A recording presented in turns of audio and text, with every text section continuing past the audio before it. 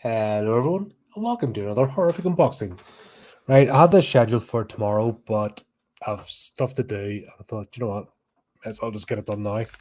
So, got a few bits and pieces in. I was on one of the Facebook groups that share episodes too, dealing with RPGs, and sorry, excuse me, such a heartburn here. There's a wee guy on selling some books, so I thought I'd pick them up. I believe these are Dungeons and Dragons 5th edition. So I'm not a massive Dungeons and Dragons player, but I do jump in now and again, especially on Adam's channel. In fact, we were playing a Dungeons and Dragons board game there just earlier on his channel. If you got a chance to check it out, a lot of fun. So do you know what? So I might as well get stuck into these. Have a look, see if they're like. He was selling 4. I was actually going to pick them all up. 2 people jumped in first, got the other ones, but here we go. Oh, nice and moody. So, exactly what they said in 10. So, let's go over this one first. Phandelver and below, the shattered obelisk. What's textured?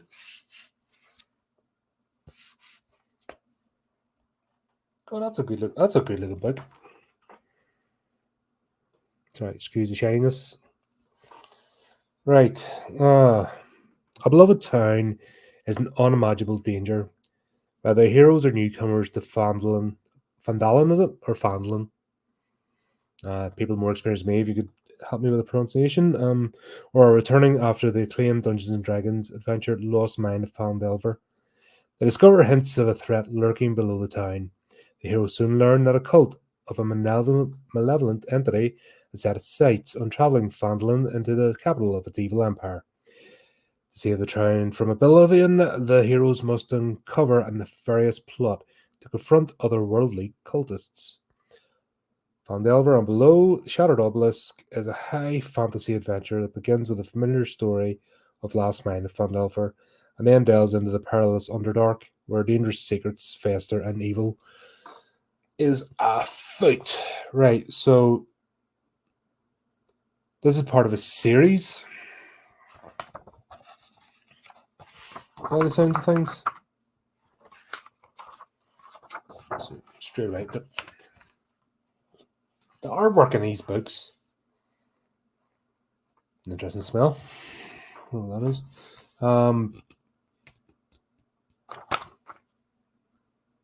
Zero credits, cover, art gallery, contents, all usual MacGuffins. So I want to say this is obviously a campaign setting. So what you have, if you're not familiar with RPGs, is you have the main core book, which I've done quite a few unboxings of. So that's the central part of the particular game. Always good to get that. If you're planning to play, always get that one first. However, even if you're not planning to play, that's the thing that sets up the whole universe. So there's just as much work goes into these things. It's not just the rules of mechanics, but world building, because the whole point of tabletop role playing is theater of the mind. You've got to imagine you're in the place. Now, Dungeons and Dragons is a bit different because it relies a lot on miniatures and position. It's a sort of hybrid between a tabletop war game and then in the role playing. It's that sort of bridge. That's why a lot of people enjoy it, because there's not as much heavy emphasis on the role playing aspect, which I find that you have to be a bit more experienced. And but some people aren't comfortable with that, which is fair enough. This is a good thing to start off with. What I don't like about a lot of Dungeons and Dragons players is they just stay there and don't move, and they shun a lot of other games. Now, there's hundreds of games out there at the moment, hundreds of different systems, and I've only touched the tip of the iceberg with the ones I've covered in this channel. There's an absolute plethora. So to sit there with one game system and go, yeah, this is the be all and end all, and then I think you're limiting yourself, but also it's when people start bad-mouthing other games, that's where I have a problem. And that tends to be a bit of a thing with Dungeons and Dragons player that, I don't know what the score is with it, but it's kind of off-putting. If you, I come into role-playing, if you see my interviews and all on other channels, I came in through a different game. I came in through Vampire the Masquerade, so I didn't even touch Dungeons and Dragons until well into, I played about 10 other different systems. So to me, it's not I don't know if it's the emotional attachment to it, but it's enjoyable. It's a simpler game than a lot of role playing ones, and there's not much expected of you in terms of, character arcs, etc., which is fine. I mean, it's fine that, but it's more of a tabletop strategy, and it's more of a combat oriented game, which once again, everything has their time and place. What I get frustrated with is the lack of actual role playing. There's not much for a character to do. So unless you're a fighting character going through the dungeon, blah blah blah, there's not much else for you to do. So that's the whole focus. I haven't been in a campaign yet or an adventure that focuses on others. I have touched on it a bit, but it's really quite limited. So that's just my take on it. However, I will never say don't play Dungeons and Dragons because I still play it. You know what I mean? I was playing it earlier, about 3 hours ago. So it's not like I'm never not going to play it. I do play it. It's just not my preferred game. However, in saying that, there's still just as much work and effort put into the world building, and what they do here. It's a high fantasy setting, so they actually do build the worlds out. I just don't think it's utilized enough. It'd be interesting to actually run a D&D adventure that maybe doesn't have combat. And I'm just saying that as an idea of, right, no dungeon crawl, no combat, and actually do it as a role playing game going through. Because there's tons here. And I think what frustrates me is there's so much in these worlds, especially Dragonlance. If you've seen me on the Dragonlance saga, if you look into that game, that is like as close to the end you'll get to like 40k, for example, with the whole grim dark. There's a whole grim dark element to that. There's a horror element to that.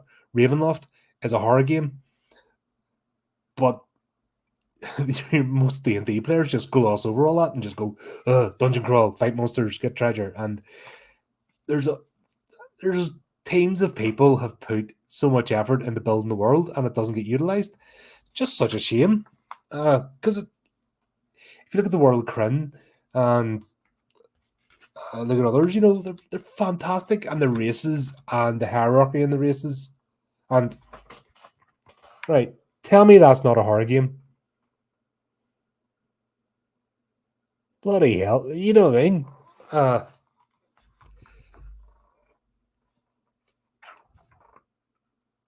Chapter 2, sorry, chapter 5. So there's different chapters. Now, what I want to be careful if this is a campaign and, I might end up playing it. I don't want to spoil it for myself. Right, A Dangerous Journey. So this is chapter 1. Right, so split into chapters. Oh, there's there's a map in the back. So this is obviously designed for... Oh, it hasn't been pulled out, so I'm not going to. So I've actually got a full pull-out detachable map at the back. But it's put in the chapters. Chapter 1, A Dangerous Journey. So I'll just go into this quickly. More than 500 years ago, clans of dwarves and gnomes made an agreement known as the Phandelver Pact, by which they would share a rich mine in the wondrous cavern known as Wave Echo Cave. In addition to its mineral wealth, the mine contained great magical power. Human spellcasters allied themselves with dwarves and gnomes to channel and bind that energy into a great forge called the Forge of Spells, where magic items could be crafted. Times were good. The nearby town of Phandelver prospered as well. But disaster struck when bandits swept through the north and laid waste to all in their path. A powerful bandit force, reinforced by evil mercenary wizards, attacked Wave Echo Cave to seize its riches and magical treasures. Human wizards fought alongside their dwarf and gnome allies to defend the Forge of Spells, and the ensuing spell battle destroyed much of the cavern. Few survived the cave-ins and tremors, and knowledge of the location of Wave Echo Cave was lost. For centuries, rumors of buried treasures of buried riches have attracted treasure seekers and opportunists to the area around Phandalin, but no one has located the lost mine. In recent years, people resettled in the area, and Phandalin is now a rough and tumble frontier town. Recently, a trio of dwarves, the Rockseeker brothers, discovered the entrance to the Wave Echo Cave. and they intend to reopen the mines. Unfortunately for the Rock Seekers, they aren't the only ones interested in Wave Echo Cave. A mysterious villain known as the Spider controls a network of bandit gangs and goblin bands in the area, and its agents follow the Rock Seekers to their prize. The Spider wants Wave Echo Cave for himself, and he's taken steps to make sure no one else knows where it is. Right, so there you go. A big thing with Dungeons and Dragons is as well all the different races. So at one point, the races managed to get along, have accords, and live in harmony. Then the great cataclysms happened in wars, and the races all became insular and driven apart. Sorry, my throat is. You probably hear my voice. Right. Oh, well, help. Yeah, you hear my voice. So essentially, the races become insular and racist and distrusting of each other. And the whole point of the Dungeons and Dragons setting, and particularly like Dragonlance saga, but it's about each of the races coming together, still having their own identity, but learn to work together for a common goal and usually to thwart evil. There's a lesson in life there, and how we're doing it all wrong today.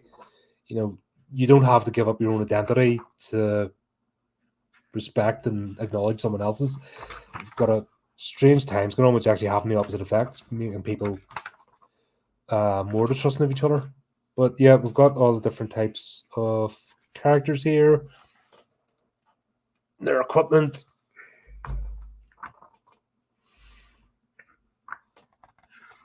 Lights. Right, we've got maps. I'll read another.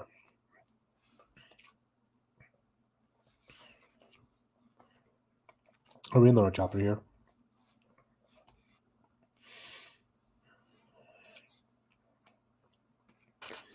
Obviously, what I'm doing, I'll just read the start of the chapter. It's an overall scenario. So, chapter 6, The Shattered Obelisk, which is obviously the main title of the book. The characters have defeated name a person.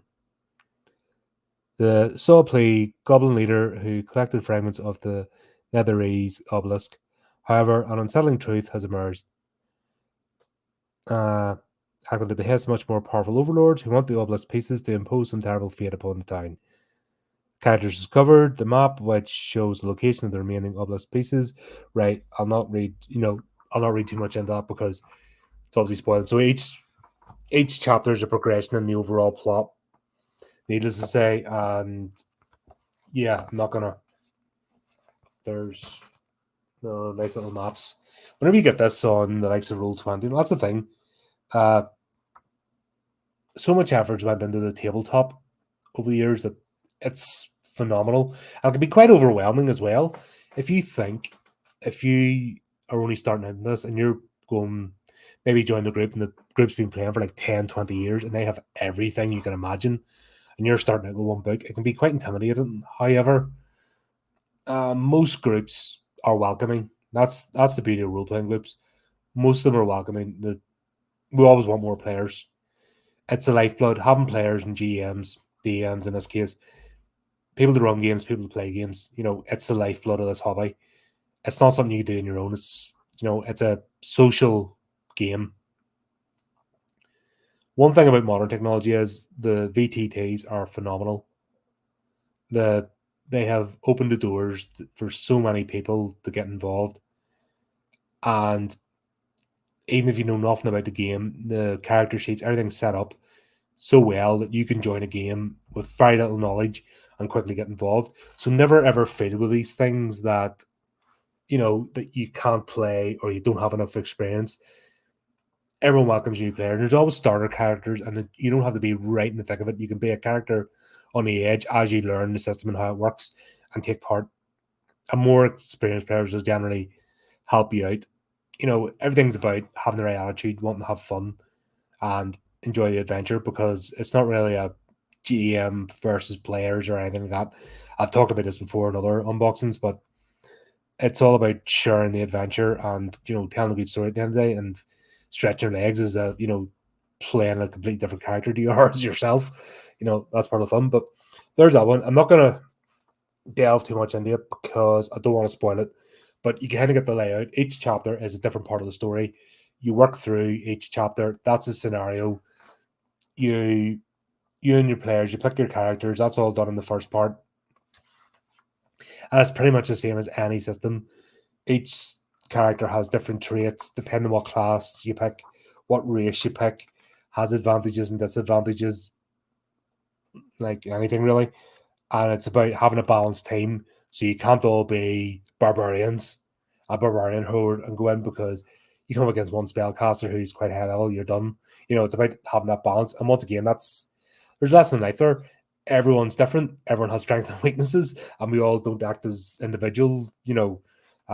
Individuals in our towers. We need each other to make this society work. So, yeah, there you go. So there's that one. This was the one that caught my eye. This is like, ooh, Seven Sinners. Let's have a crack at that. It's just my little black heart.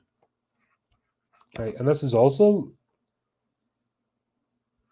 5 EOSR, 5th edition. I think it's the Dungeons & Dragons one as well.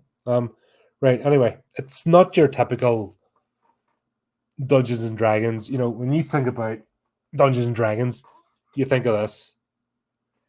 But I don't think this is your typical Dungeons and Dragons. This is the one that caught my eye. This is the one like I have to have this.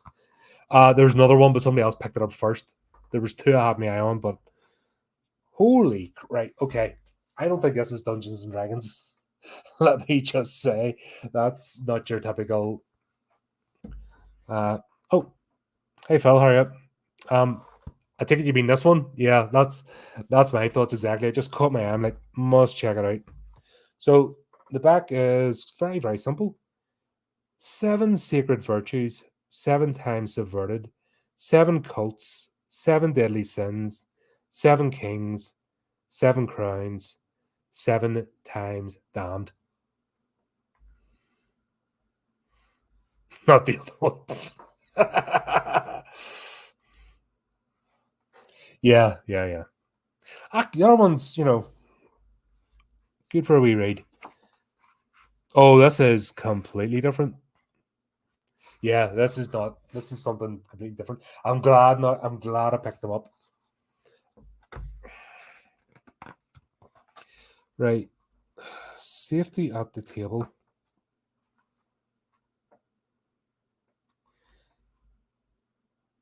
Yeah, this is something different. Right.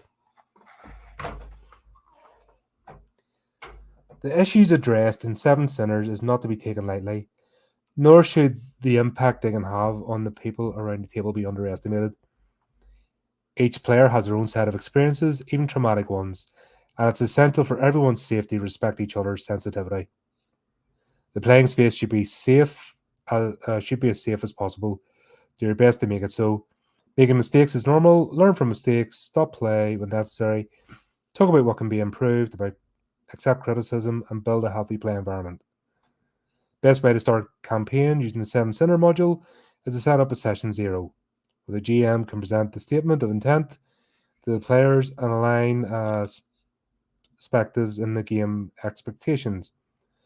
To learn more about the Declaration of Intents, visit Mana Project Studios Drive Through RPG page, blah, blah, blah, during the Declaration of Intents. Yeah, well, that's like any game. You have the session 0. And you've seen the session 0s. I've run them in this channel. I've been in other ones. That's where you sit down and you talk about the game. Not everyone. You got to know the players for a start, and it's tricky. The online thing's a double-edged sword. If you've got new people coming in the talk, because you don't know who you've got and what might be upsetting. Like, this is a horror channel, so we're going to deal with horror, and we're going to push the boat out where possible. If you're not prepared for that, don't come on the horror channel. It's the clues in the name. Even then, there's different levels of horror. So there's people that are really into, count myself that, like dark, twisted stuff. But that mightn't be for everybody's palate, and that's okay. So you just have to have that gauge And at the end of the day, it's all right. A lot of this is like legal, cover your back sort of stuff, but let's take a common sense approach. Just talk to people. Talk to people before you start the game, the ones that are interested. As a case of, right, this is what might be happening in this. We're going to do, there's a hint of this, that, and the other. Um, and if they're not comfortable with it, maybe it's not the game for them.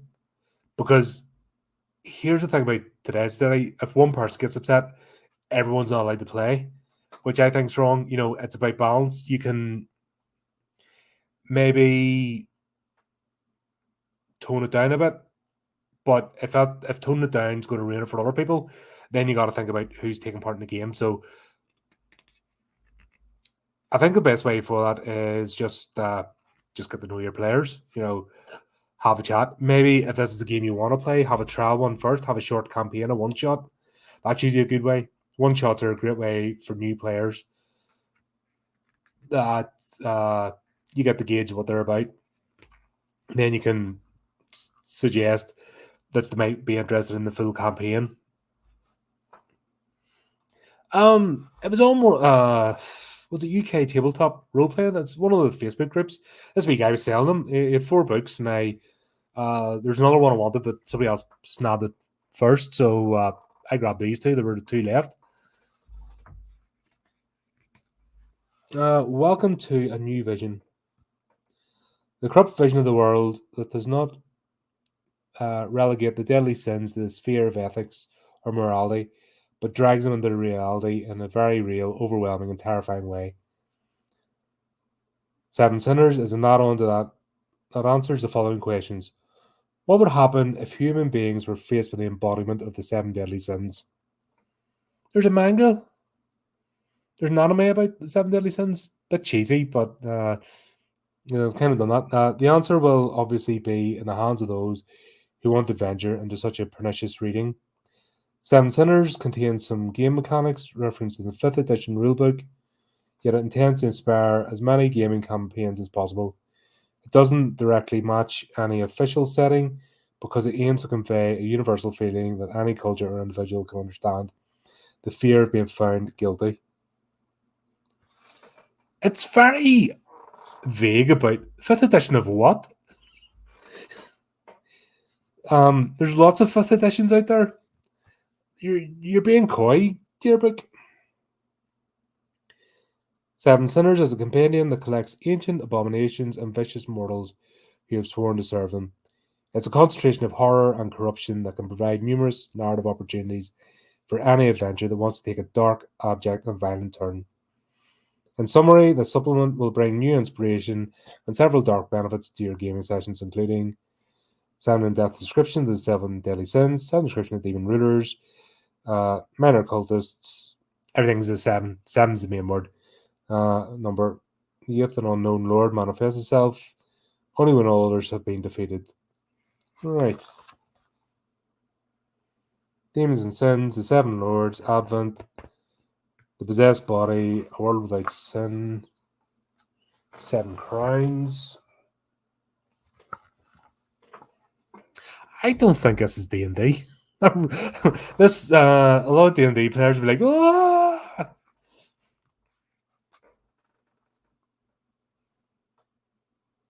OSR, Crown of the Seven Sins. You wear the magic crown. Is that what it's based on? OSR? What's OSR? Do you know what? While we're here, I'm going to do some Google-matizing because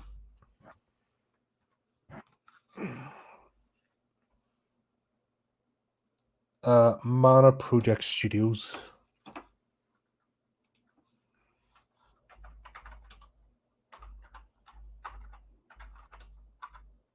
Old school, right?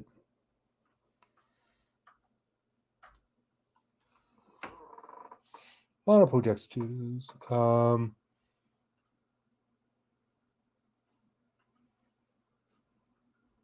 it does Cowboy Bebop as well. It's Italian. 7 Sinners. Nightfell, that was the one I wanted.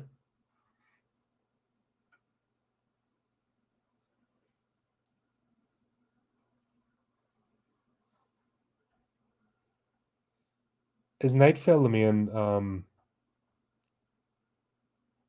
Wow. Okay. Yeah, Nightfell. That was the other book. That's the one I was wanting to pick up, but somebody got in first.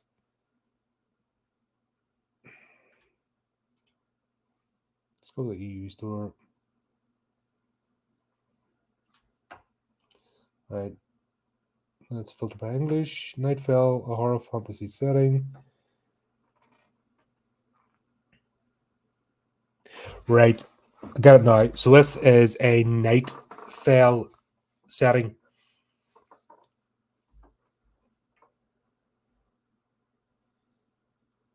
Oh wow. Right. Okay. For everyone that comes in later, I'm going to bung this link in here. You can have a look. I think I've just found a whole bunch of other books I'm going to be banned over the next month. Right. Okay. So it's going through the deadly sins, and then Asmodeus, cultists. It's a very sort of, it's got a very sort of Renaissance feel about it.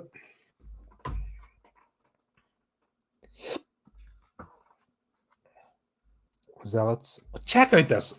Look at that artwork. Oh my god. That's some beautiful stuff.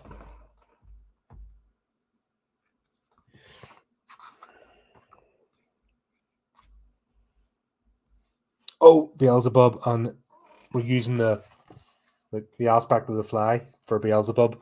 Love it. So obviously a lot of religious connotations in this, which is always fun.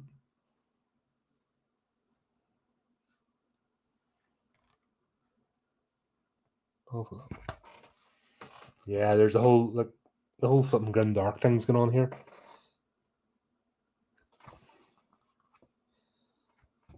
Right. Oh, of course, Leviathan. So we're basically going through the Princes of Hell. So Pride. So each prince. Right. So each prince has their demons and zealots and cultists. So I think what you do is you pick your prince of hell.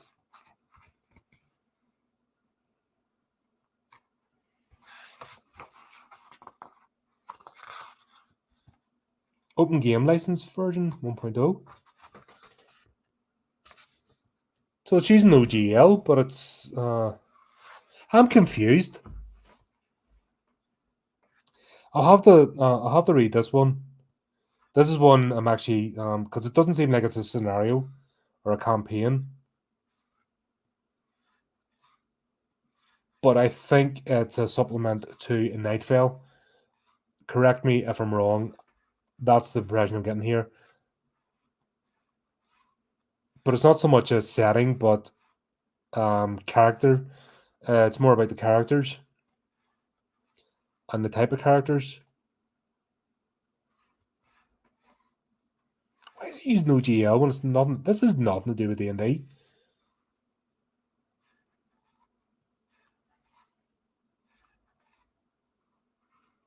Go check that out. Yeah, do you know what? Even for nothing else, that's a nice book. There's a lot of beautiful artwork there and some ideas. So there you go. Seven Sinners. This is the one. This is the one I wanted. I'm regret. I'm sorry now I didn't jump in like 3 minutes before someone got ahead of me because I did. I got this within like the post was made and I was in there like within 20 minutes of it being made, and this was Wednesday, I think. Yeah, it was Wednesday. You know, and bought and everything else, posted, job done. Tome of Shadows. I'm wanting to get one of these Nightfell games.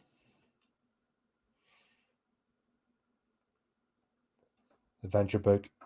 Yeah, I can see that this happening soon. The Nightfell stuff looks really nice, so we'll check that out. I didn't realize there was of course, there's going to be a Cowboy Bebop game.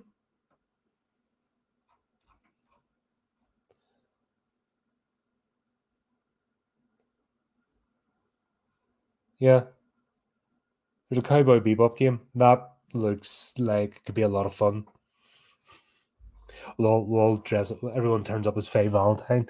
We'll have to dress up for it. But there you go. Nice and short and sweet, that one. This there's nothing, I mean, there's nothing really different. I mean, it's a D&D adventure, so there you go.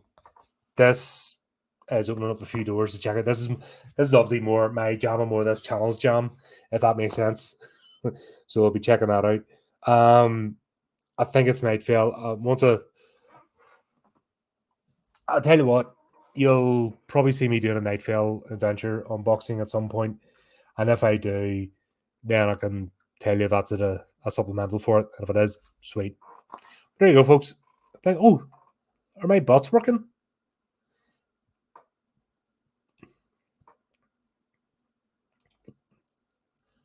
Bloody hell. Took them long enough. I set these up ages ago and I thought I hadn't done it right with the code. So I'll need to play about it a bit more because obviously we'll have collaborative channels, Brotherhood of the Dice being one. I want to make sure they're included too, so that especially when we're playing the Alien Front. Guys, I'll need them to pop up. It's just it's easier if you're in the chat and then you want to get pointed to various things. That's what they're for. But there you go, folks.